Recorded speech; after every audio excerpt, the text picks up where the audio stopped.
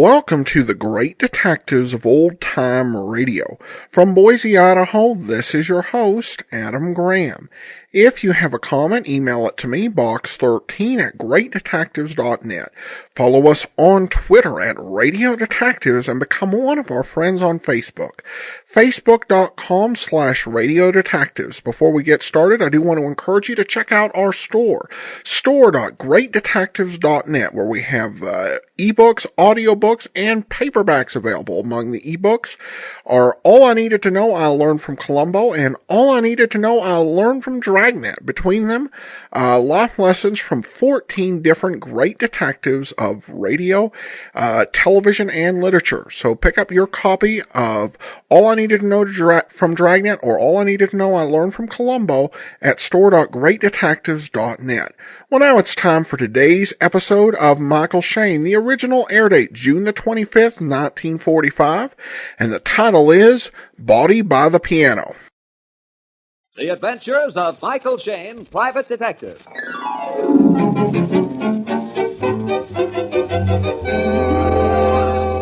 The people who make 76 gasoline and Triton Motor Oil, Union Oil Company, present The Adventures of Michael Shayne, Private Detective, starring Wally Maher and Kathy Lewis.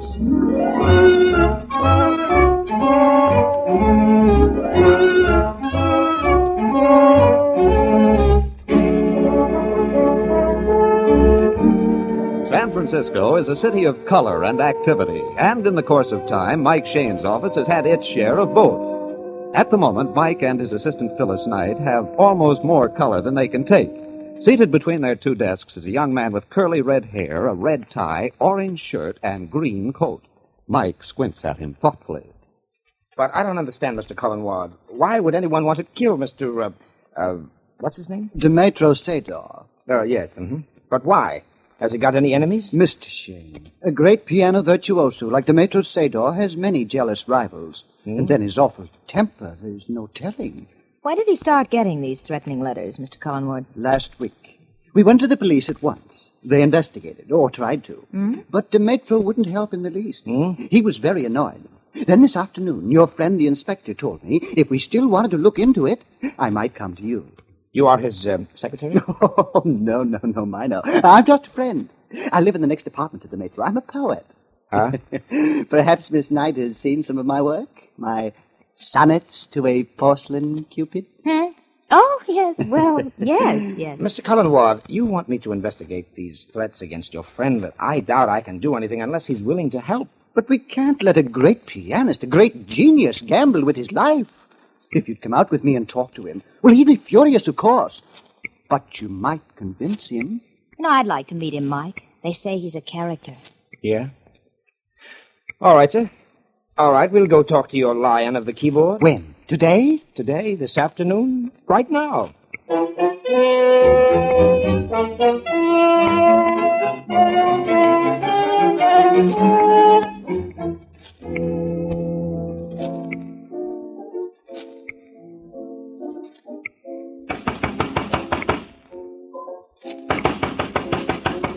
I don't believe he hears us. Oh, yes, it's always this way. I'll just keep pounding.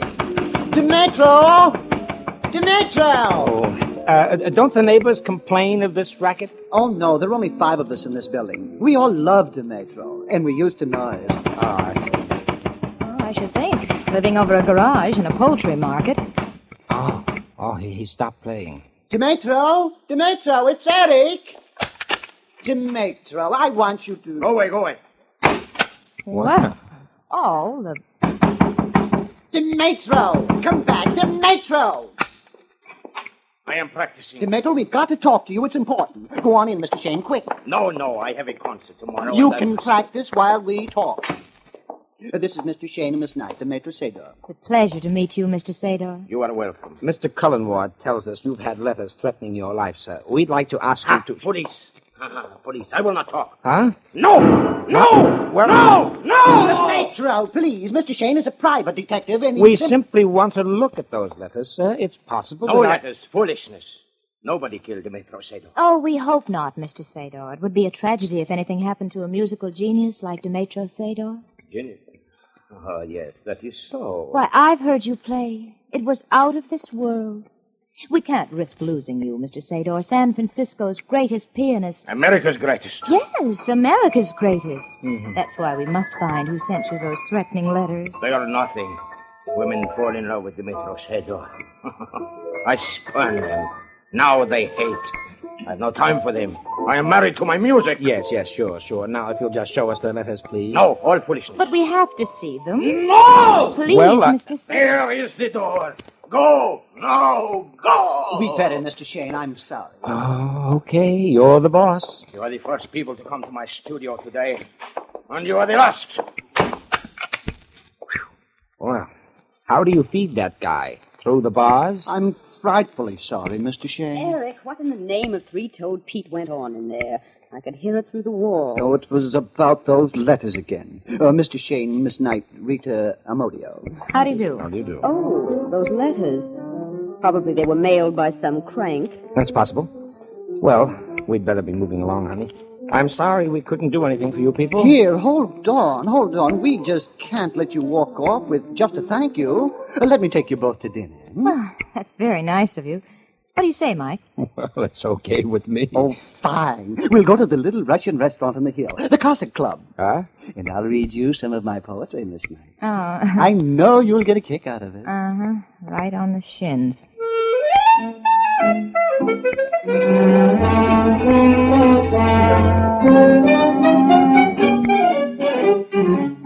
Eat another thing. But please, you must have some dessert. No, thanks. No, we really have to be going. Yes, we have tickets to the theater or something. Oh, just one more poem. Just one more. My ode to a lonely seagull. Listen.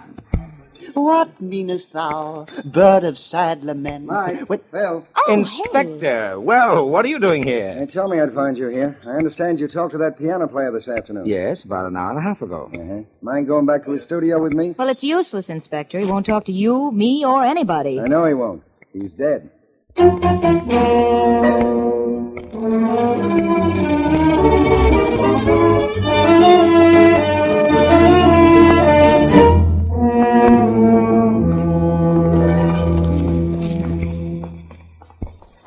This is the floor, Inspector. It's at the end of the hall, Studio A. Oh, I can't believe it. Our own Dimitro dead.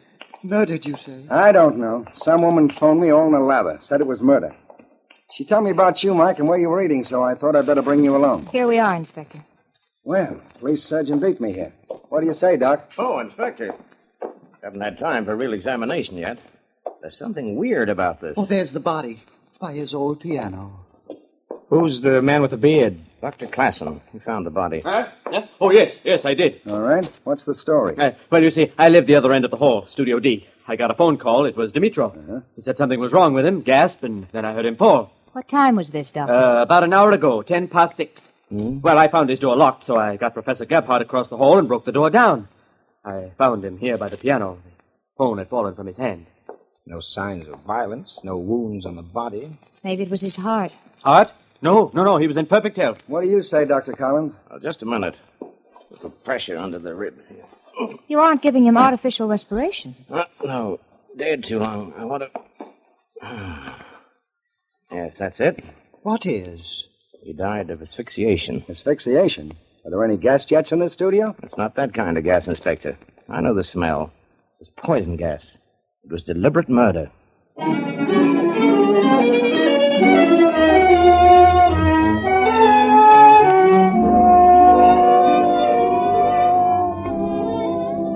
We'll return to Michael Shayne and his adventures in just a moment. Friends, did you ever stop to think that you may be driving a car with a sticky engine? Well, that's just what happens when your engine is full of sludge. You see, this engine sludge, formed by some oils, is sticky stuff. It can gum up piston rings, plug oil lines, and otherwise interfere with smooth, efficient performance. In addition, sludge is often abrasive, full of harsh metal particles that score the inside of your engine. Now, draining your oil will not remove sludge. That's why Union Oil Company recommends flushing out your engine from time to time with Cleanse Oil, the special solvent-action cleansing oil. Cleanse Oil is harmless to your motor. but its dissolving action penetrates to every working part, cutting sludge out swiftly and cleanly. Then, when the cleanse oil is drained out, the sludge flushes out with it, leaving your engine clean. And with a fresh supply of pure, paraffin-based Triton motor oil, you're all set for hundreds of miles of clean, safe engine operation. To clean your engine out this quick, easy way, just drive in wherever you see the sign of the big orange and blue 76 and ask the Minuteman for Cleanse Oil Service. Thank you.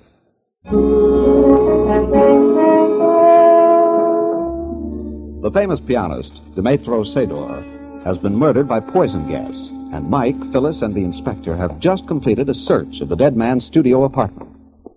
Mike, I don't see how it could be murder. The door was locked from the inside, the same with the windows. Yeah. Demetrio Sador was asphyxiated by poison gas. He did it himself. Fine, except for one thing. The poison gas must have been in some kind of a container. Well, where is it? We've checked the whole apartment. He didn't have anything stronger than aspirin tablets. Okay, it was the work of a ghost who oozed through the keyhole, gave the guy chloroform, then trickled out onto the windowsill. Maybe I can help you, Inspector. Yes, Dr. Collins. I've just examined the man's throat. Oh. Shows signs of cauterizing. Death was almost instantaneous. I'd say the gas was something like Jotite, supposedly a secret German product. Either liquid or vapor. Yeah. That's a terrific help. Mike, do you smell something? Huh? Smell what? Well, it's, I'm almost sure it's perfume. A brand I know. Huh? Very strong here by the piano in the bookcase. Say, you're right. I don't remember smelling anything when we were in here before. Of course, we weren't paying attention. Well, it might mean that somebody came in after we left. But how? Demetrio said we were the first people in the studio today, and that we'd be his last. And the door was locked from the inside, according to Dr. Klassen. That right, Doctor? Oh, yes, that's right. Professor Gebhardt and I had to break in. He lives right across the hall, you know. Mike, maybe you better double-check that with the professor. Yeah, we will, Angel. But first, here's something we overlooked. Letters. Where'd you find them? On top of that pile of sheet music. Electric light bill, advertisement. Uh-oh. Here we are. One of those death notes, Mike? Yeah. Let's see. Postmark San Francisco, day before yesterday. Demetrio, this is your last warning. This week you die. Here, look it over, Inspector. Written in green ink, unsigned. Sheet about the size of a woman's stationery. Yeah, is it? Let me see. Recognize the handwriting, Doctor? No. You, Eric? I don't think so. Phil. Phyllis, what are you doing? Dusting the apartment? Well, it certainly needs it. Dust and grit all over the top of that bookcase. Here, look at this letter. Would you say it's a woman's handwriting? It could be. It's small enough. The writing looks sort of crude, doesn't it? Yeah. Disguised. Maybe written with the left hand. Well, this is beginning to stack up. Perfume in the room, a threatening letter written probably by a woman. Eric, did Demetrio have any special women friends? Well, you heard what he said. Maybe some women were in love with him, then it turned to hate. He said he was married to his music. It was true. But that's not an answer. Among the women, who was closest to him? Well, perhaps Rita. Was she in love with him? Well, was she, Eric? Okay. We'll find out for ourselves. Come on, Inspector.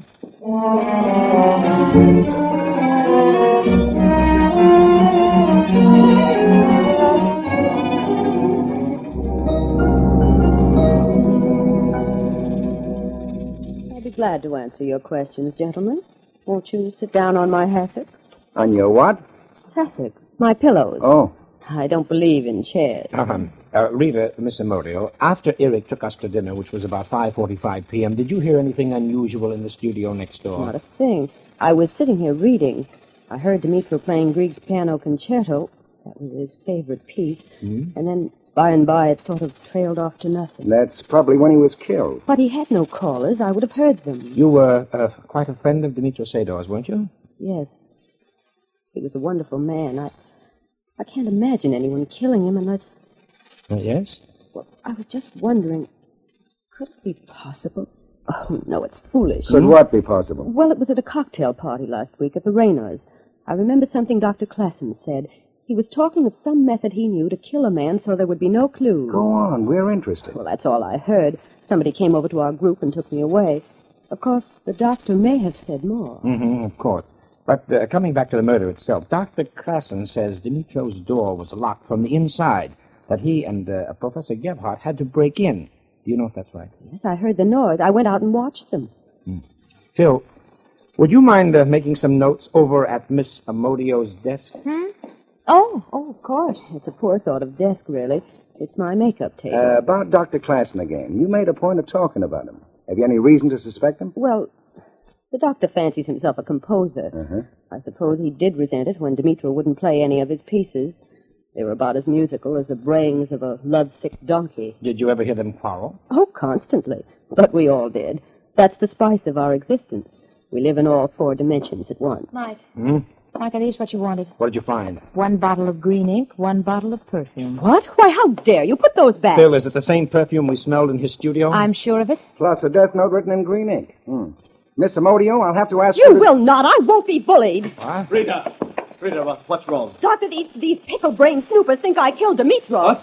What? Why, that's claptrap. Perfect claptrap. Maybe. Miss Amodio, just where were you from 5:45 to 7 p.m. tonight? She was with me.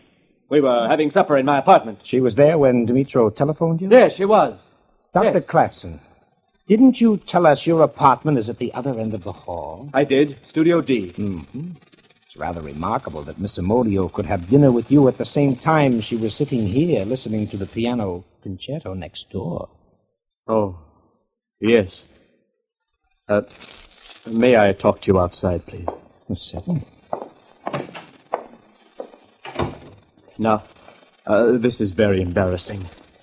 I did lie. For a moment, I suspected that Rita might be guilty. And you see, she's the woman I love. Then you didn't have dinner with her? No. All right. Now, strain your memory a little more, Doctor. A few days ago, you told some people you knew a way to kill a man so that it could never be traced. We're dying to hear that little secret. How did you know? From your dinner date. Little pal, Rita. Oh, well, it was just an academic discussion. Professor Gebhardt and I were talking of various methods of murder, not just one. Oh, I could name 15 ways of killing a man without a trace. You're not going to accuse me of 15 murders. A neat answer without telling us anything. It is as I said. Okay, that's all for now. But don't leave this building. Well, I thought you were just about to land your fish, and then you let him off the hook. Oh, no, we didn't. Let the 2 of them fry in their own fat a while.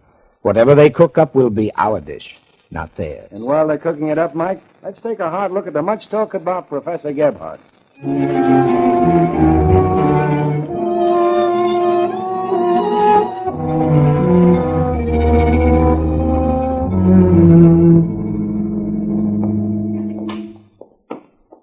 Yes, gentlemen, it was most sad about Dimitro, and such a strange death.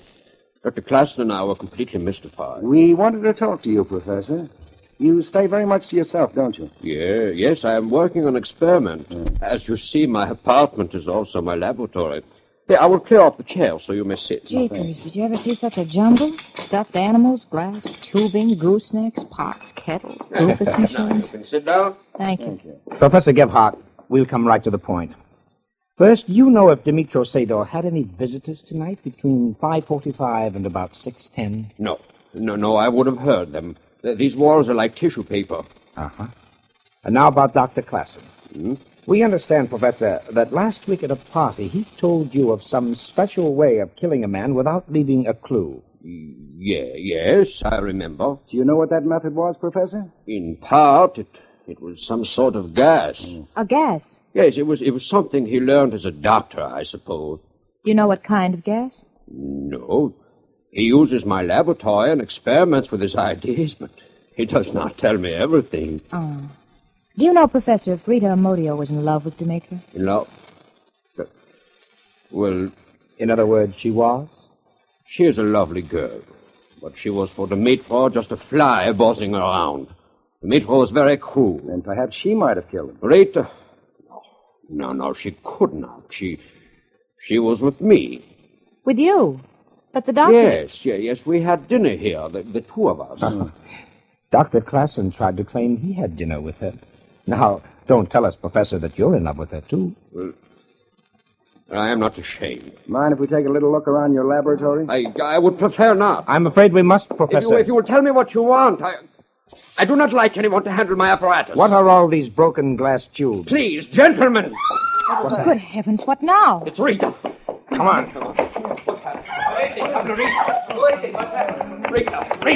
Rita, what is it? It's Eric. He's dying.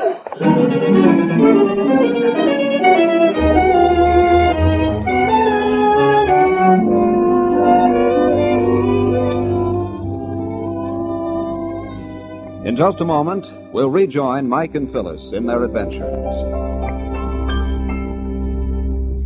Ladies and gentlemen, a common error among motorists is to blame excess carbon on the gasoline they use. Actually, nearly all carbon formed in automobile engines comes from the lubricating oil. Now, another interesting fact is that lubricating oils differ widely in the amount of carbon they'll form. In fact, in a recent comparative test made with the 7 leading motor oils sold in the West, Triton motor oil contained 38% fewer carbon-forming elements than the next best oil, 86% less than the average. All of which boils down to the laboratory fact that you'll get maximum protection from carbon if you use Triton motor oil. The secret of Triton's superiority lies in Union Oil Company's exclusive propane solvent refining process, a process so valuable that it's been patented by Union Oil Company. So, friends, with mechanics as scarce as they are today, why not take advantage of the extra protection Triton motor oil will give you against carbon? Triton is a 100% pure paraffin-based lubricant. You can buy Triton motor oil at all Union Oil Minuteman stations. Just look for the sign of the big orange and blue 76. Thank you.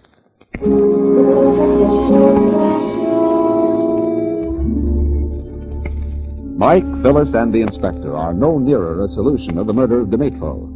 Rita's scream brought them to the hallway where they are trying to revive a very pale and limp young man, Eric Cullenwall. Eric, what happened to him? He's dying. Don't crowd him, folks. Give him air. Please. I'm all right. All right. Yes, you are. You're white as death, can hardly stand up. He staggered into my room and fell down. I knew he was dying. Just like Dimitri. Come on, son, come on. What happened to you? I don't know. Suddenly, I couldn't breathe. I strangled. See, it's just like Dimitro. Where did this happen? And I was just walking down the hall. You better lie down. Dr. Klassen can take care of you. No, I'm all right. Quite all right. I'll just sit down in here with Rita. Mike, this was just like Dimitro. There must be something deadly in this building. Phyllis, Inspector. What is it, Mike? Follow me. We've got to act fast. We've got to get back into that laboratory.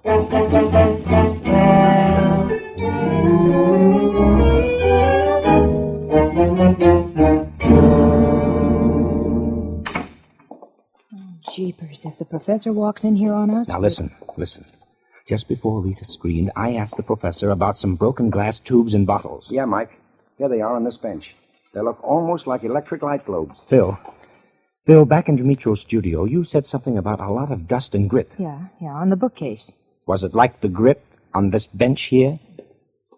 Yes, it was.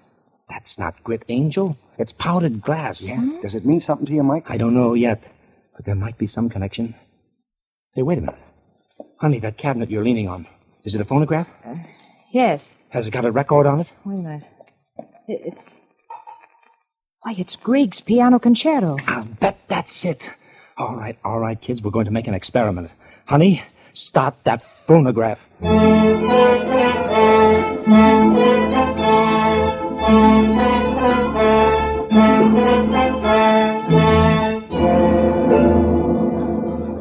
Ridiculous. All right, quiet, please. Is everybody here now? Rita, Eric, Dr. Klassen, Professor Gebhardt? Okay. Now, you probably wonder why we ask all of you into Dimitro's studio. Yes. During the course of our investigation, you've all come under suspicion for one reason or another. Now that we know who the murderer is... What? You know? We think the innocent parties are entitled to a little explanation. You know the murderer? We do. Dr. Klassen, you claim to know 15 ways to commit a successful murder. One of them, I believe, is poison gas. Am I right? Well, yes. In fact, a few days ago, Doctor, You concocted such a gas in Professor Gebhardt's laboratory and told about it at a cocktail party. Yes, And but you, I... Professor Gebhardt, in your laboratory, you experimented with very thin glass globes which shatter by musical vibrations. Is that correct, Professor? It was no secret. I demonstrated it to Dmitro several times. That was very unfortunate, Professor. The combination of experiments by you two gentlemen killed Dmitro Sador and almost killed Eric. No. I have two of the professor's glass globes here in my hand. One I have filled with cigarette smoke, which we will pretend is poison gas. The other one contains water, which we will say is Rita's perfume. Now, look here, The perfume was used to cover up the smell of the poison gas. Now, I'll take these globes and tuck them behind this oil painting above the bookcase here, like so. This is fantastic. Okay. Okay, honey. Sit down at the piano and do your stuff. All right. Just the part we marked.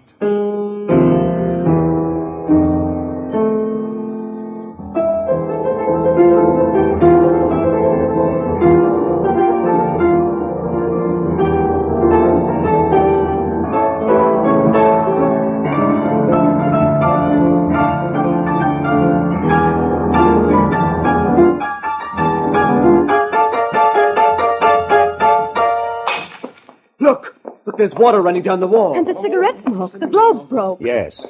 Yes, as Dmitro played his favorite piece, the Grieg Concerto, he unwittingly released the gas which killed him. This is diabolical. But who could have done it? The door was locked from the inside and the window... We know that Dmitro was playing the Grieg Concerto when we first came to see him this evening. No gas had been released then. But when he played the concerto the next time after we left, he died. Now, you all get the significance of that? We leave a live pianist in his room. He locks the door. Half a dozen witnesses see the doctor and the professor break down the door. Well, no one entered the room after you left. Yes, that is right. But then the poison was placed in the room while you, Mr. Shayne, and Miss Knight were in the room. Correct, Doctor. And I didn't slip those glass globes behind the picture. And I know that Miss Knight didn't. And that leaves Mr. Eric Cullenmore. This is insane. Those threatening letters Dmitro got. I hired Shayne to protect Dmitro's life. The letters you wrote yourself, Eric. And you hired us to give you an alibi.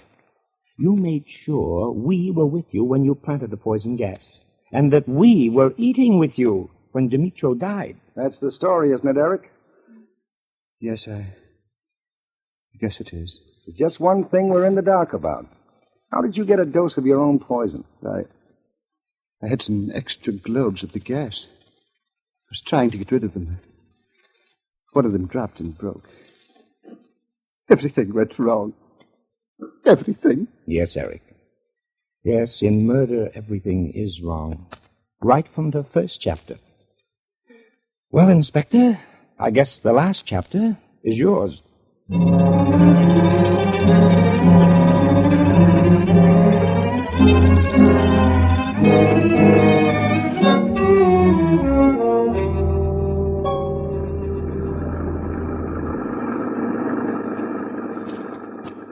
Hey, kids, look at that clock. You realize for once we've solved the case and we're on our way home before midnight? Mm-hmm. Hey, what's the matter with you kids? You're so quiet.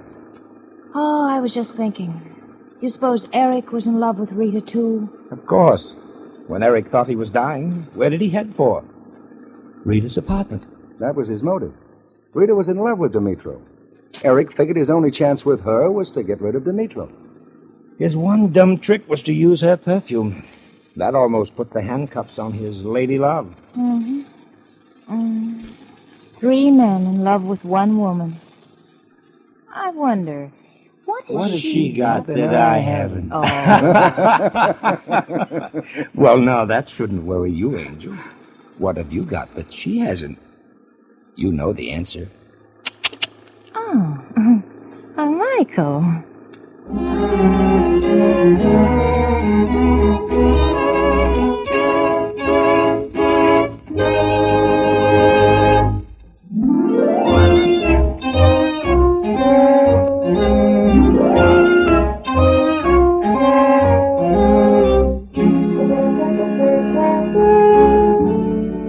Tune in again next week at 8 o'clock for another adventure with Michael Shayne, Private Detective, starring Wally Maher and Kathy Lewis, with Joe Forte as the inspector.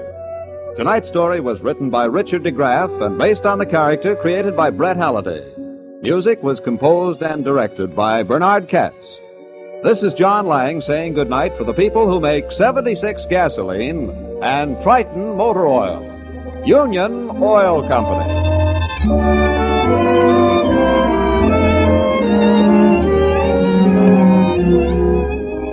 This is the Mutual Don Lee Broadcasting System.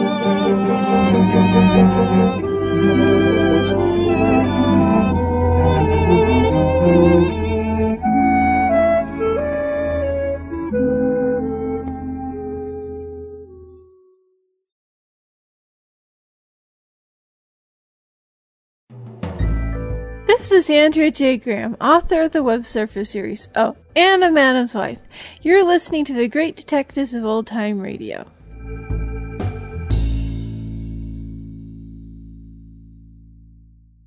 Welcome back. Well, actually a fairly ingenious method of murder. Probably works better if you weren't discussing it publicly with someone a few days before attempting it. And also great settings and guest characters as well. Alright, well, on to some listener comments and feedback. And I had a question from Sebastian regarding the episode Shoot the Works of Michael Shayne TV show. He writes, is it me or did the TV Marlowe guest appear on Michael Shayne? Actually, a good catch. And yes, Phil Carey, who played Philip Marlowe in the 1959-60 TV show, did appear in Michael Shayne. Probably Carey was better known for his work in soap operas, but you will see some crossover in actors. Later on in the season, we'll see an episode featuring Beverly Garland as a guest star on Michael Shayne.